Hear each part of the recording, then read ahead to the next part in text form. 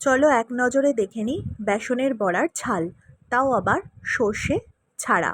প্রথমে বেসনের সঙ্গে স্বাদ মতো লবণ, একটু চিনি আর জল মিশিয়ে বেসনটা ভালো করে ফেটিয়ে নিতে হবে। তারপরে স্বাদ মতো বা পরিমাণ মতো কাঁচা লঙ্কা অ্যাড করে দিতে হবে। কাঁচা লঙ্কা অ্যাড করার পরে আবার বেসনটা ভালো করে ফেটিয়ে নিতে হবে এবং তারপরে কড়াইতে তেল দিয়ে বড়ার আকারে ভেজে নিতে হবে। বড়াগুলো ভাজা হয়ে গেলে কাঁটা চামচ দিয়ে একটু বড়াগুলো ফুটো করে নিতে হবে। এখানে আমরা ছুরি দিয়ে অল্প অল্প করে ফুটো করে নিয়েছি, যেহেতু হাতের সামনে কাঁটা চামচ ছিল না সেই জন্য।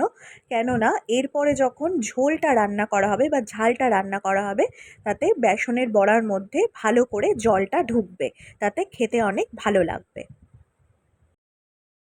এরপর কড়ার মধ্যে তেল দিতে হবে এবং তার মধ্যে কাঁচা লঙ্কা দিয়ে দিতে হবে।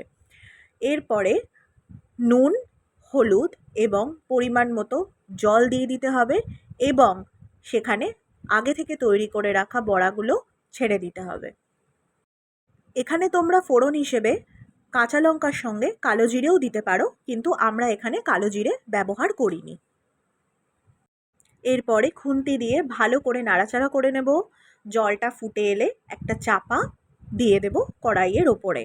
এরপর বেশ কিছুক্ষণ ফুটিয়ে নিলেই রেডি হয়ে যাবে বেসনের বড়ার ঝাল, তাও আবার সর্ষে বাটা ছাড়া।